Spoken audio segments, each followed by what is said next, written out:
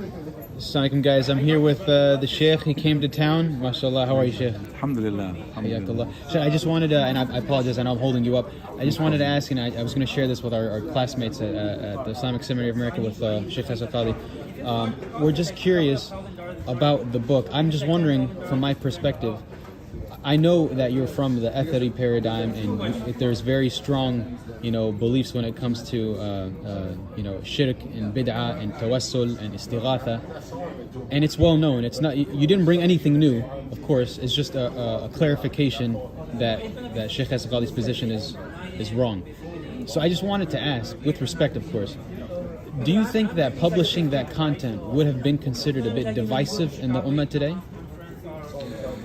First of all, I want to greet the students of Brother Yasir, and may Allah subhanahu wa ta'ala guide him and guide me to the truth, Ya Rabbil Alameen, and guide us all.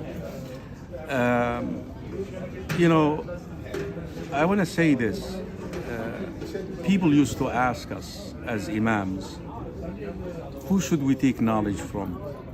Number one on the list was Brother Yasir Qadhi, Sheikh Yasir Qadhi, Dr. Yasir Qadhi. This is until Yale. He's an Islamic University graduate. He's, mashallah, just listen to him speaking prior to Yale. He's one of us. I used to go to sleep at night and, feeling at rest. Yasir Qadhi is in America, alhamdulillah. That's how we know Yasir Qadhi. And we loved him for he was. I say this from the depth of my heart. Yasir Qadhi, after Yale, got influence, and that's his words, by the way.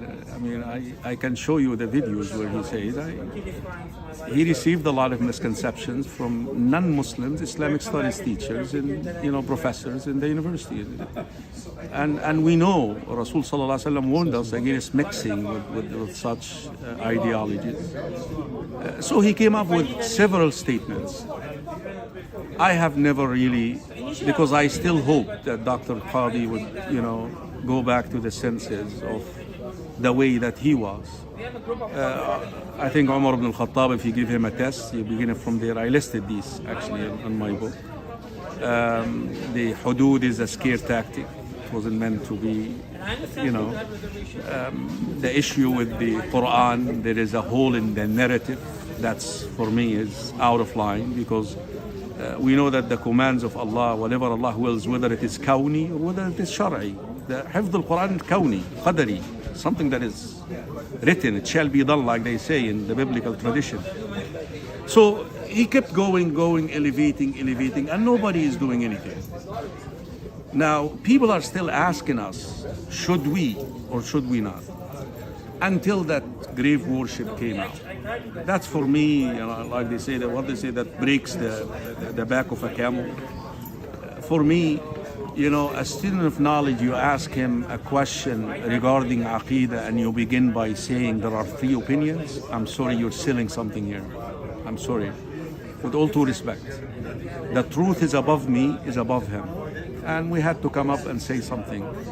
And by the help of Allah subhanahu wa ta'ala, I put something together that explained in a fair way, in a just way. And I made dua. I make dua all the time, that may Allah subhanahu wa ta'ala guide my brother Yasir Qadhi to the haqq, inshallah, to the pure monotheism. Just one note, and then I'll end on that. This is just one thing that the Sheikh shared in a library chat in regards to tawassul and istighatha. He shares a quote from Ibn Taymiyyah, rahimahullah, where he says, in response to someone, لا يستغاث النبي استغاثة بمعنى العبادة ولكن يتوسل به إلى الله. So it seems to suggest that Ibn Taymiyyah considered that there was an istighatha that was istighatha of worship and istighatha that was not of worship. Do you have any thoughts on that? That quote, he misinterpreted. He taken it out of context.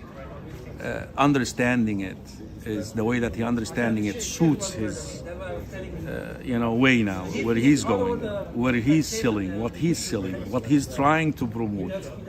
The Sufi grave worship ideology. You can manipulate any text. Why don't you read the rest of the writings of Ibn Taymiyyah on the subject? Come on. Okay. You don't take something out of it. Regarding the issue of public and decisive, I didn't. Oh, sure, yeah. I didn't mean to disregard that. The matter came public. The matter came public, came out. Enjoining good and forbidding evil in private should be in a matter that is done in private. Yeah. But when it becomes public, khalas, then it's public. So then you have to correct it publicly.